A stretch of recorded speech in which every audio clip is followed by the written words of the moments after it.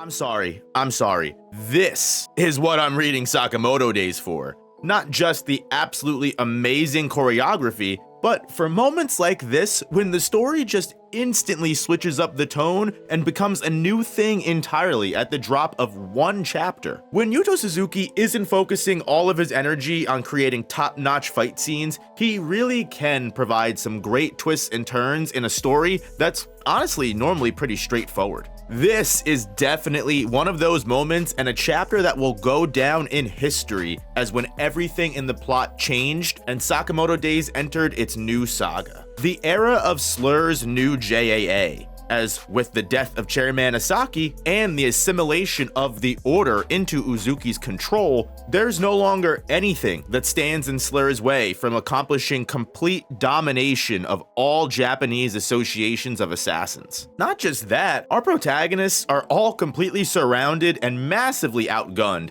and their good luck charm Atari has been captured. So, with the fortune teller running dangerously low on luck, as well as every single Order member in attendance right now, it's like kind of impossible to see Sakamoto and gang being able to get out of this scenario without outside help coming in like Kendaka or Nagumo. But one thing this chapter does that is genuinely insane to me is killing Chairman Asaki. Sei Asaki was set up to be almost as important as a villain as his brother Slur was. He was an antagonist who had his grubby little paws in almost every background aspect of the series, and essentially you could probably point most of the blame towards him for everything that's occurred so far. That's not an exaggeration either. Asaki literally is the main reason we have a manga, right? Despite having next to no assassination skills of his own, the man was able to mastermind himself all the way to the top of a coup d'etat and get the previous JAA chairman killed. He orchestrated multiple double agents for years and generations on end, as Asaki was the one responsible for Sakamoto, Nagumo, and Akao's First Order mission going awry in protecting the chairman's daughter,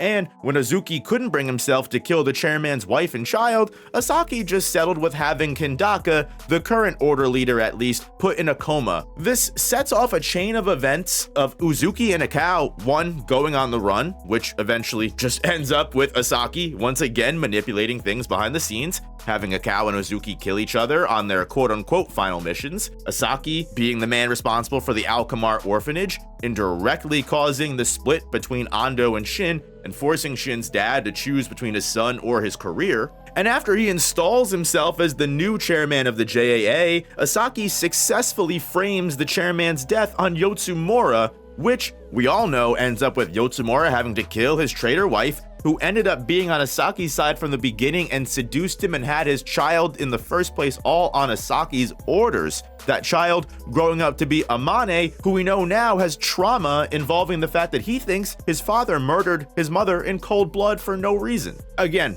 all Asaki's fault. Yet despite all of the aura that Asaki farmed during the exhibition arc, when he's sitting down here 423 meters under the water in a secret facility with all of his personal guards dead, for a mastermind who's managed to be in complete control up until this point, Saki looks like he's sweating bullets here once his brother's standing up right in front of his face, and my man's got no Order members to protect him this time. Now, I have to assume that Uzuki was able to find this secret base by having Takamura's personality now absorbed into him, which I guess just overall is the easiest way to make sense of this. Takamura was, for all we know, one of the oldest Order members, probably had knowledge of most, if not all, of the chairman's secret hideouts. Asaki, like, it's so over with and done. Like, he tries his best to feign being the loving older brother personality, and he regretted doing this to Izuki, and he'll never harm him again. And whether this is directly Uzuki himself or just another personality that is inhabiting his will, the man, Slur, sitting before him, isn't interested in playing or hearing into any of Asaki's mind games. He just wants what was stolen from him.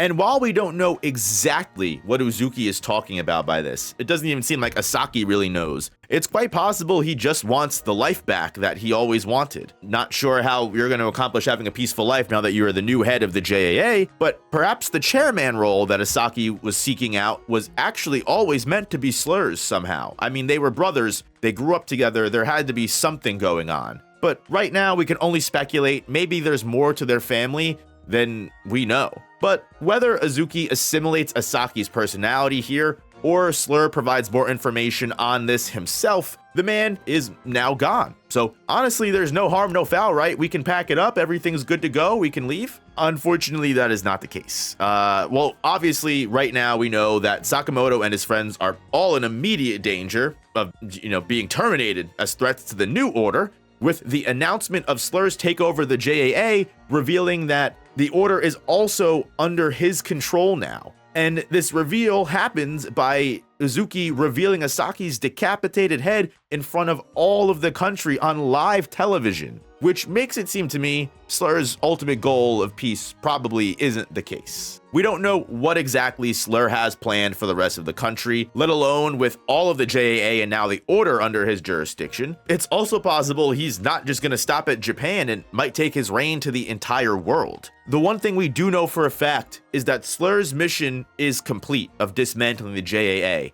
and as he himself has resolved, he is going to plan to remove Rihanna Kao's personality from his mind in order to stop her from ever interfering in again. So whatever Uzuki does have planned for the world, even if the JAA is in better hands and things end up going better, even if, let's say, Uzuki's like, hey, Sakamoto, you're fine, we'll leave you and your family alone, which if the order is coming after him, it seems like that is not the case. As one final goodbye and favor that he owes to his friend Akao, Sakamoto was called by Rion to kill Uzuki because she knew no one else could accomplish this feat. It's up to him to do this. Now, Sakamoto's training is not anywhere near complete, especially considering he's not able to beat Torres on his own yet. And even though Shin's got his power up, him along with Heisuke, Boiled, and even the caught Atari are just all out of energy, luck, or frankly, time. If they can't stand against the Order now, they're never going to have a chance to beat Slur now that everyone's on the same team. I have absolutely no idea what to expect from Sakamoto days now,